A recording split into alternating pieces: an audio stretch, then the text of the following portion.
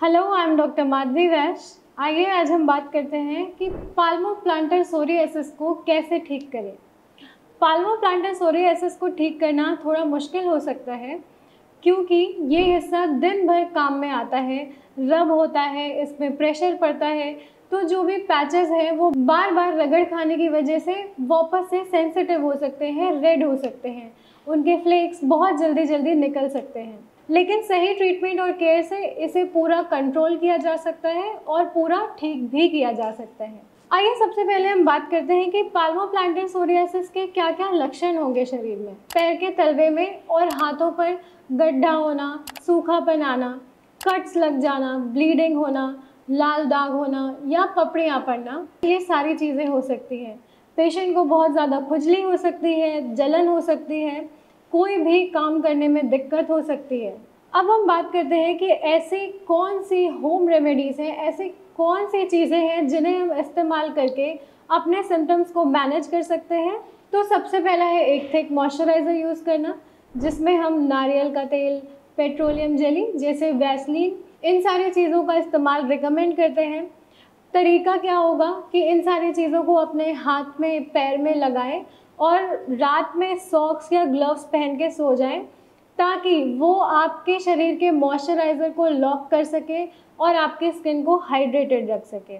फिर आप अपने ट्रिगर को पहचानें। किसी भी सोप, डिटर्जेंट या आपको जिस भी सब्सटेंस से लगता है कि आपको इस चीज़ को टच करने से दिक्कत बढ़ रही है, तो उसको ज़रूर अवॉइड करें। हर बार जब भी आप हाथ धोएं तो एक थिक मॉइस्चराइज़र ज़रूर लगाएं। फिर अब हम बात करते हैं फोटोथेरेपी की। सोरियासिस के पेशेंट्स के लिए यूवीबी लाइट थेरेपी बहुत ज़्यादा फ़ायदेमंद रहती है और स्पेशली पाल्मोप्लांटर सोरियासिस के पेशेंट्स के लिए। अगर आप डायरेक्ट सनलाइट लेते हैं तो उससे विटामिन डी आपको मिलेगा और सोरियासिस के पेशेंट्स के लिए अपने विटामिन लेवल्स को मेंटेन करना बहुत ज़्यादा ज़रूरी होता है।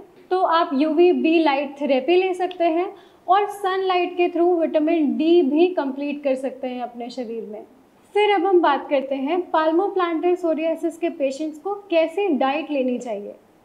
तो एंटी इन्फ्लेमेटरी डाइट बहुत ज़्यादा रिकमेंडेड है।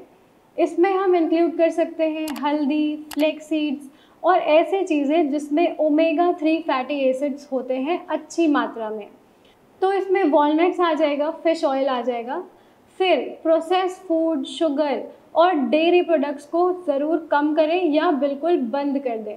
इन चीज़ों से आपके सोरियासिस में इन्फ्लेमेशन बढ़ सकता है, आपके पैचेस और ज़्यादा रेड हो सकते हैं, फ्लेकिंग बढ़ सकती है, इचिंग और जलन भी बढ़ सकती है।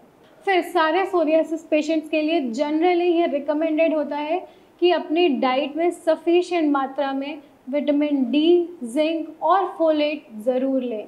आई होप ये इन्फॉर्मेशन आपको अच्छी लगी हो और आपको मदद मिले अपनी पाल्मोप्लांटर सोरियासिस को कंट्रोल करने में और बेटर फील करने में। अगर आपको इसका एक परमानेंट ट्रीटमेंट चाहिए और आपको इसको परमानेंटली क्योर करना है तो आप हमें कॉन्टैक्ट कर सकते हैं। Thank you.